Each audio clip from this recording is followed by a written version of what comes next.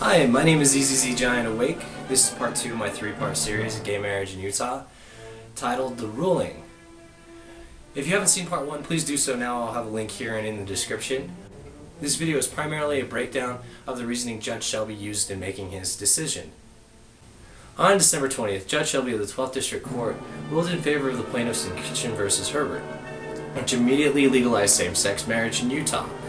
In detail, Judge Shelby explains his reasoning in his 53-page decision.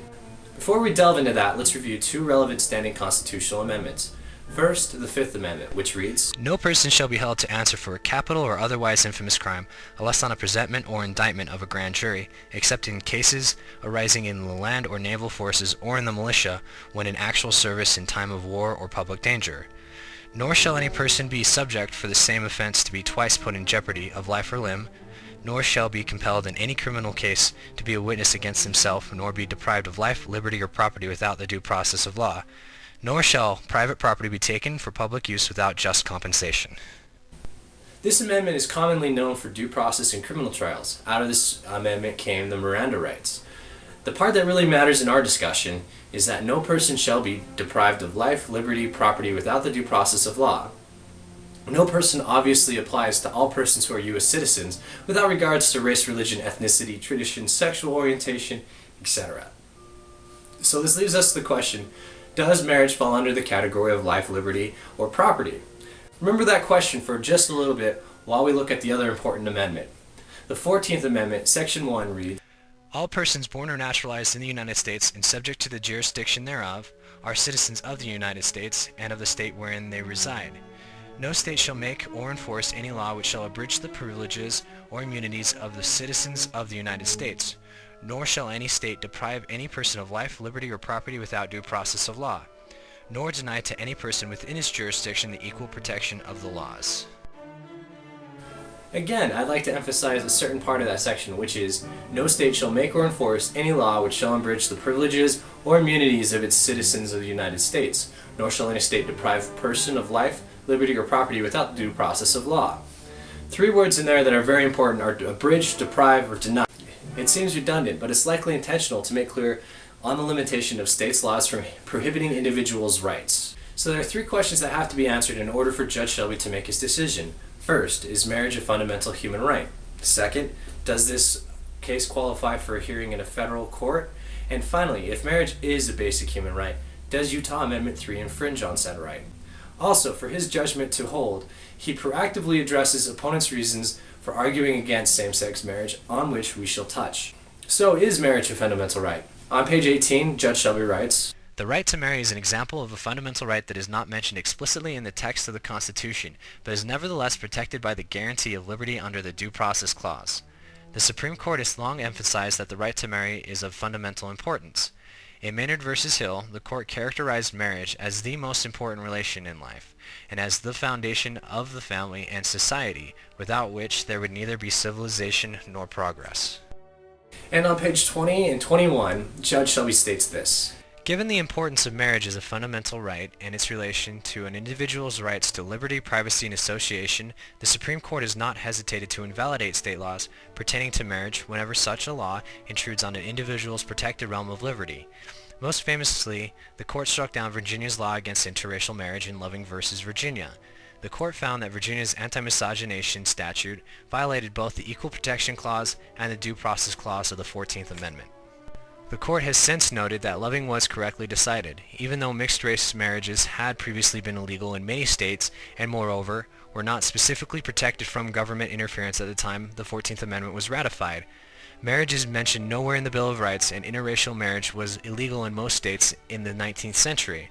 But the court was no doubt correct in finding it to be an aspect of liberty protected against state interference by the substantive component of the Due Process Clause in Loving v. Virginia.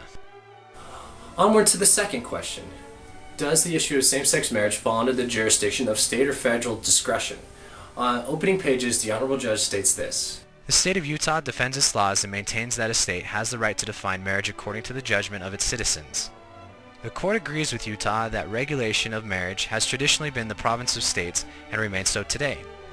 but any regulation adopted by a state, whether related to marriage or any other interest, must comply with the Constitution of the United States. The question the court must address in this case is therefore not who should define marriage, but the narrow question of whether Utah's current definition of marriage is permissible under the U.S. Constitution. So if it's a question of whether a law complies with the U.S. Constitution, it's always a federal issue and should be reviewed by a federal court, which is unfortunate for legislators, but necessary. The reason that I say this is because in a democracy, the popular vote elects, and not always is the popular view what is just, especially for minorities. While this isn't directly addressed here, and is not the point of the video, you will see it lightly demonstrated in Shelby's reasoning. So on to the third issue. Now that the Honorable Judge has established that marriage is a fundamental human right, does Utah Amendment 3 infringe on that fundamental right? Well, he claims that the undisputed answer is yes. On page 8, he writes, In the 2004 General Session, the Utah Legislature also passed a joint resolution on marriage, which directed the Lieutenant Governor to submit the following proposed amendment to the Utah Constitution to the voters of Utah. 1. Marriage consists only of the legal union between a man and a woman. 2. No other domestic union, however denominated, may be recognized as a marriage or given the same or substantially equivalent legal effect. This defines the law, and on page 25 he continues. The effect of Amendment 3 is therefore that it denies gay and lesbian citizens of Utah the ability to exercise one of their constitutionally protected rights. The state's prohibition of the plaintiff's right to choose a same-sex marriage partner renders their fundamental right to marry as meaningless as if the state recognized the plaintiff's right to bear arms but not their right to buy bullets.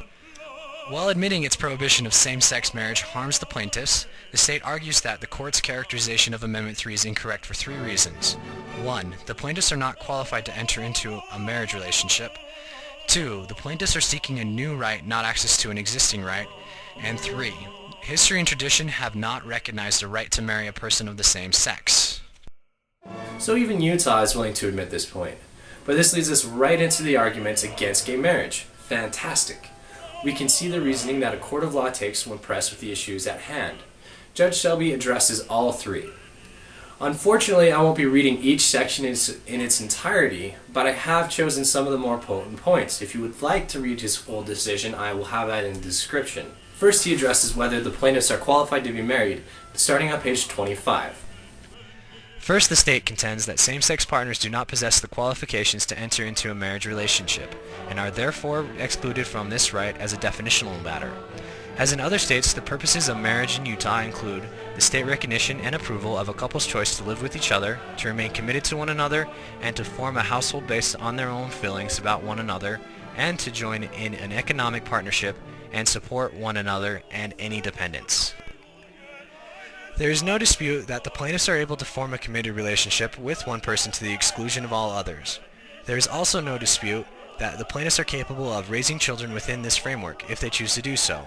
The state even salutes the worthy efforts of same-sex couples to rear children. Nevertheless, the state maintains that same-sex couples are distinct from opposite-sex couples because they are not able to naturally reproduce with each other. The state points to the Supreme Court cases that have linked the importance of marriage to its relationship to procreation.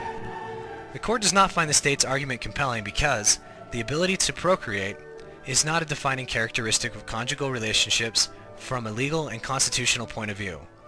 The state's position demeans the dignity not just of same-sex couples, but of the many opposite-sex couples who are unable to reproduce or who choose not to have children.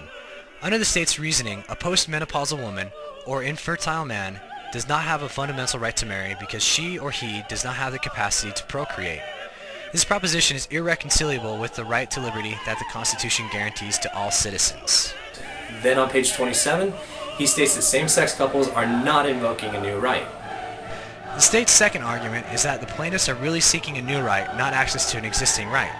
Because same-sex marriage has only recently been allowed by a number of states, the state argues that an individual's right to marry someone of the same sex cannot be a fundamental right. But the Supreme Court did not adopt this line of reasoning in the analogous case of Loving v. Virginia. Instead of declaring a new right to interracial marriage, the court held that individuals could not be restricted from exercising their existing right to marry on account of the race of their chosen partner.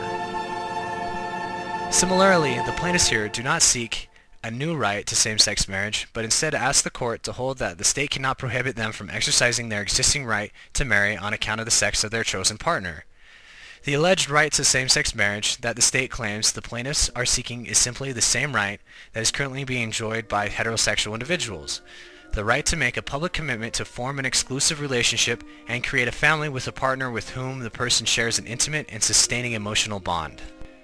This right is deeply rooted in the nation's history and implicit in the concept of ordered liberty because it protects an individual's right to make deeply personal choices about love and family, free from government interference. And as discussed above, this right is enjoyed by all individuals. If the right to same-sex marriage were a new right, then it should make new protections and benefits available to all citizens. But heterosexual individuals are as likely to exercise their purported right to same-sex marriage as gay men and lesbians are to exercise their purported right to opposite-sex marriage. Both same-sex and opposite-sex marriage are therefore simply manifestations of one right, the right to marry, applied to people with different sexual identities. He addresses the final contention on tradition more than once in his paper. Specifically on page 48 and 49 he writes, As noted in the court's discussion of fundamental rights, the state argues that preserving the traditional definition of marriage is itself a legitimate state interest. But tradition alone cannot form a rational basis for a law. The traditional view of marriage has in the past included certain views about race and gender roles that were insufficient to uphold laws based on these views. While private biases may be outside the reach of the law cannot, directly or indirectly, give them effect at the expense of a disfavored group's constitutional rights. Although the state did not directly present an argument based on religious freedom, the court notes that its decision does not mandate any change for religious institutions which may continue to express their own moral viewpoints and define their own traditions about marriage. If anything, the recognition of same-sex marriage expands religious freedom because some churches that have congregations in Utah desire to perform same-sex wedding ceremonies but are currently unable to do so. Then he essentially calls the state out on their assertions. Personally, one of my favorite parts, saying, In its briefing and at oral argument, the state was unable to articulate a specific connection between its prohibition of same-sex marriage and any of its stated legitimate interests. At most, the state asserted, "We just simply don't know."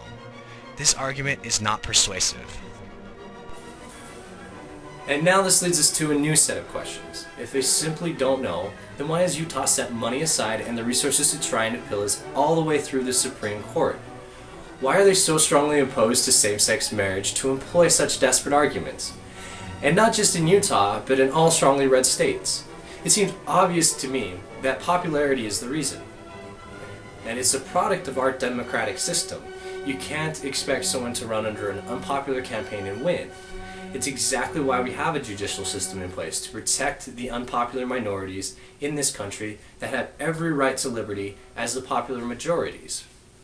And equally as interesting to me is the question of why same-sex marriage is unpopular anywhere. Marriage is a celebration of love and a commitment of two people to each other. Why deny two consenting adults this? Some might claim that you inherit these opinions, not genetically but socially, from how the influential people in your life felt about it while you were growing up, and whether you had any homosexual people as an influence in your life. I would like to hear what you think, so please comment below. Also, another question worthy of consideration is, where did people who are so strongly opposed to same-sex marriage get their opinions? And the other thing you can and should do is write letters of your opinion to your specific elected officials. By doing so, they can know how the people in their communities feel about the important social issues. The more localized, the better, because they are more likely to read and respond. Again, I'd like to hear your opinion on that, so please comment below. If you enjoyed this video, like it. If you hated it, dislike it. Also, subscribe so that part 3 will automatically come up, and maybe you'll enjoy some of the other stuff I'll put out. And if you like this, please do check out part 3. Please comment below, especially if you disagree, because with critical examination and conversation, there's progress. Thank you guys, I'm out.